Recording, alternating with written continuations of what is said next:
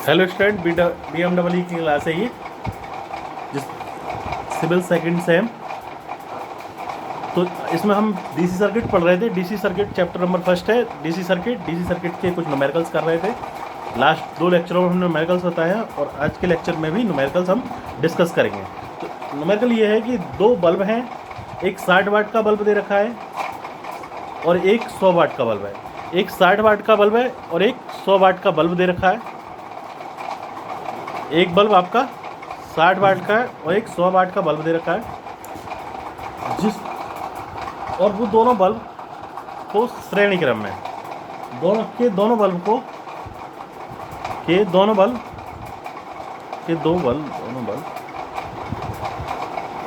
श्रेणी क्रम में लगे हुए हैं। श्रेणी क्रम में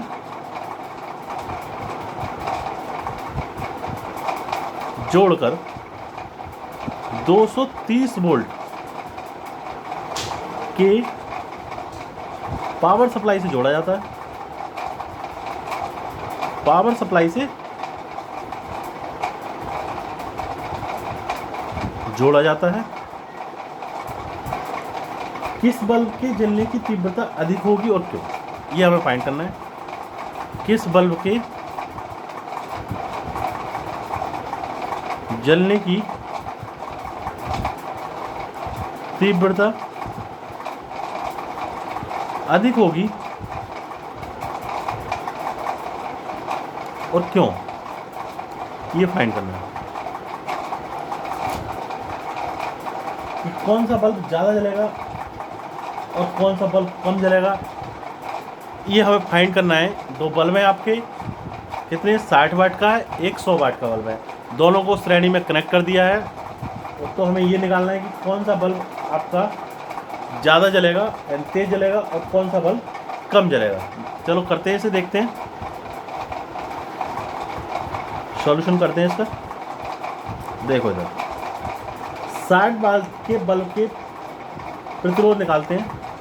60 वाट के बल्ब के फिलामेंट का प्रतिरोध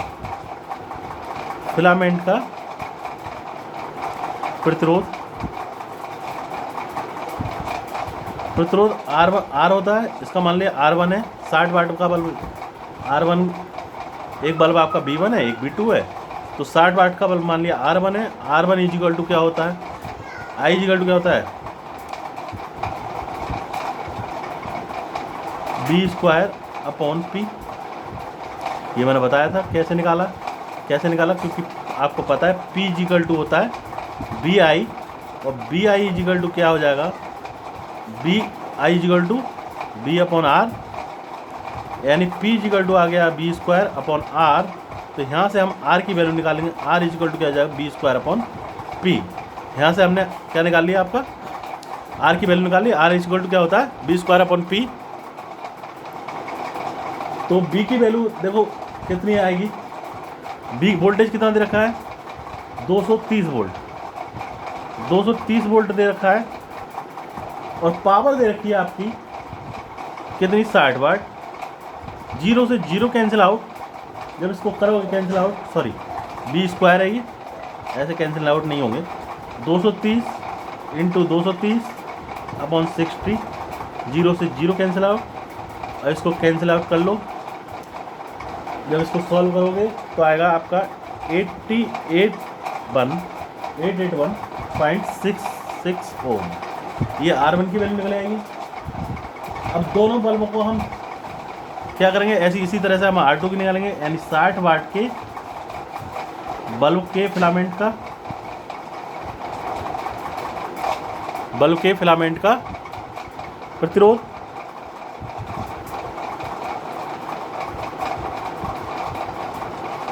क्या हो जाएगा, RT² क्या हो जाएगा, B²/P। B² कितना है, 230 का स्क्वायर/P है आपका 100। इसको सॉल्व करोगे तो आएगा 529 ओम। दोनों रेजिस्टेंस क्योंकि सीरीज में लगे हुए हैं तो आर इक्विवेलेंट निकालेंगे दोनों बल्बों का।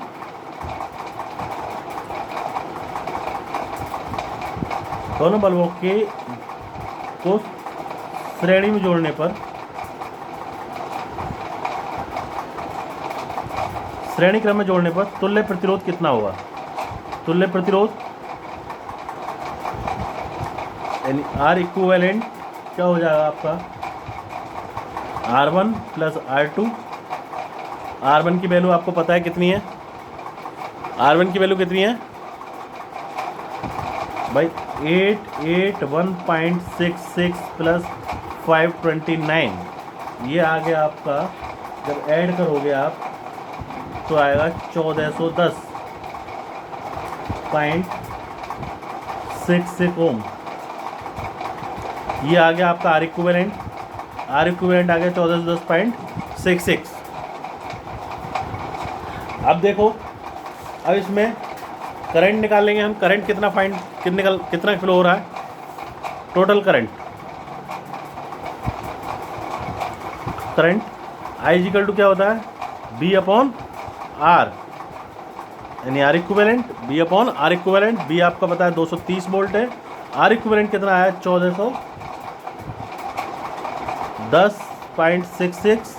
जब इसको डिवाइड करोगे तो आएगा 0.1630 एम्पियर। आई की वैल्यू निकाली, कितना करंट फ्लो हो रहा है, टोटल हमने वोल्टेज पता है। अब निकालते हैं हम पावर कंज्यूम कितनी है। 6 वाट के बल्ब द्वारा कंज्यूम्ड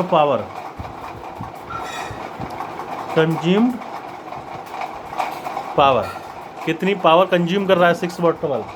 क्या होगा? P is equal to I square R होता है, तो P1 is equal to I square R1। I की वैल्यू पता है आपको कितनी है? 0.1630। और R1 की वैल्यू कितनी है? R1 रजिस्टर R1 निकाला, कितना निकाला था? 881.66। इसको सॉल्व कर लो। सॉल्व करने पर आएगा ये 23.42 इतने वॉट, 23.42 वॉट। इसी तरह से हम 100 वाट के बल्ब का निकालेंगे। 100 वाट के बल्ब का कंज्यूम्ड पावर 100 वाट के बल्ब द्वारा कंज्यूम्ड पावर P2 क्या हो जाएगा? आई स्क्वायर R2। आई स्क्वायर की वैल्यू पता है 0.1630 का स्क्वायर इंटू R2 कितना है? 529 ओम। तो इसको निकालेंगे तो निकालने पाएगा ये P2 आएगा 14.055। दोनों बल्ब की हमने पावर निकाल ली। क्योंकि दोनों बल्ब में आपकी देखो धारा आपकी समान फ्लो हो रही है, और जिस बल्ब का प्रतिरोध अधिक होगा उसकी खपत भी ज़्यादा होगी, इसलिए उसकी खपत भी ज़्यादा होगी। तो खपत ज़्यादा होगी देखो, चूँकि दोनों बल्ब में एक समान क्या फ्लो हो रहा है? एक समान धारा कितनी? 0.163 एम्पियर प्रवाहित हो रही है। अतः जिस बल्ब का प्रतिरोध अधिक होगा उसकी खपत शक्ति ज़्यादा होगी, उसकी ही खपत शक्ति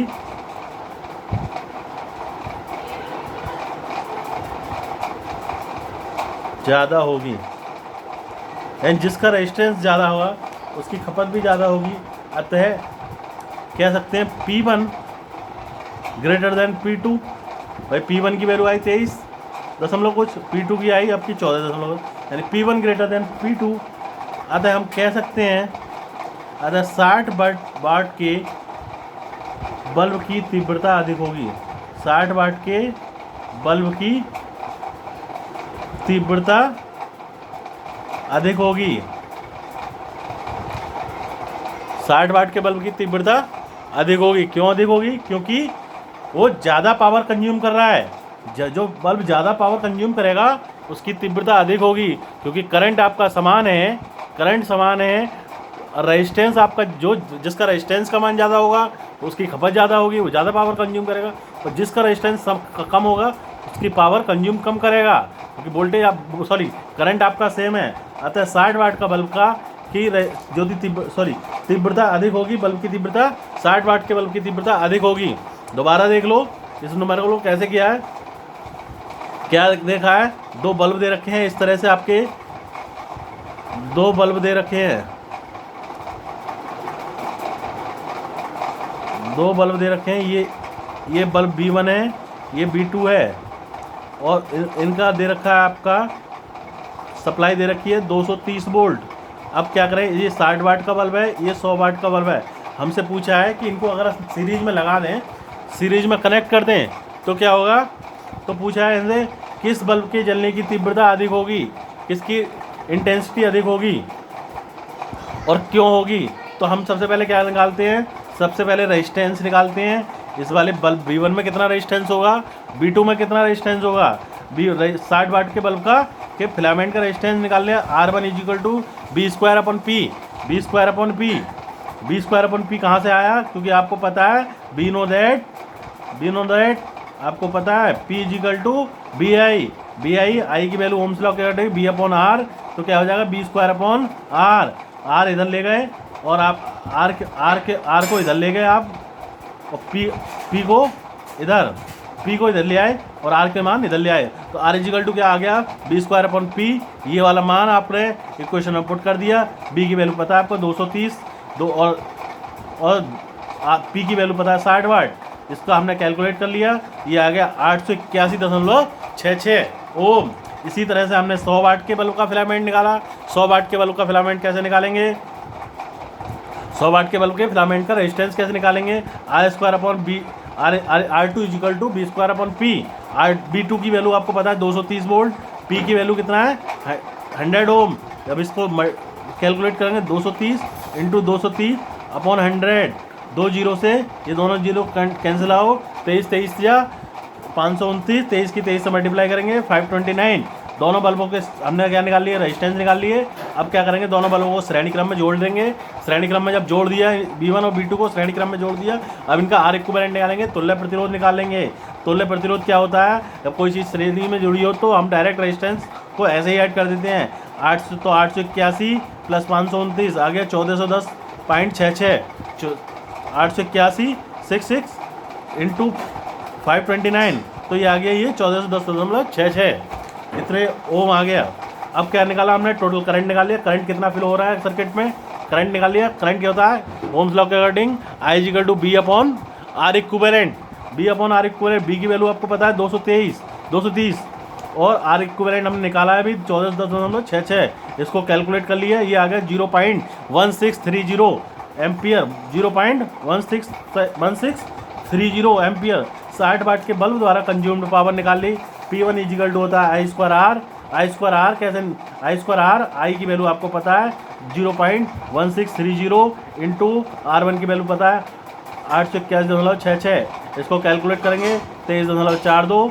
इसी तरह 100 वाट के बल्ब द्वारा कंज्यूम्ड पावर निकालेंगे। P2 = I²R2 की वैल्यू पता है 0.63 का स्क्वायर कर दिया I की वैल्यू से इंटू 529। जब इसको कैलकुलेट करोगे तो ये आएगा 14.055 ओम, 055 वाट। अब क्या करा हमने, दोनों की पावर निकाल ली, क्योंकि हम जानते हैं कि करंट आपका समान फ्लो हो रहा है, तो जो करंट समान फ्लो हो रहा है तो जिसका भी रेजिस्टेंस हाई होगा उसमें पावर, वो ज़्यादा पावर कंज्यूम करेगा, जिसका रेजिस्टेंस कम होगा वो कम पावर कंज्यूम करेगा। तो यहाँ पे देख लो 60 वाट के बल्ब का रेजिस्टेंस ज़्यादा है या 100 वाट के बल्ब का, भाई इसका 60 वाट के बल्ब का रेजिस्टेंस है 881 दशमलव कुछ, और 100 वाट के बल्ब का रेजिस्टेंस है 529, तो रेजिस्टेंस आपके 60 वाट के बल्ब का ज़्यादा है, तो जो ये ज़्यादा पावर कंज्यूम करेगा, यानी P1 ग्रेटर देन होगा P2 से P1 की वैल्यू ज़्यादा होगी, और जिसकी वैल्यू पावर जो ज़्यादा कंज्यूम पावर करेगा वही उसकी भी तीव्रता अधिक होगी। अतः हम कह सकते हैं कि 60 वाट के बल्ब की तीव्रता अधिक होगी। Thank you class.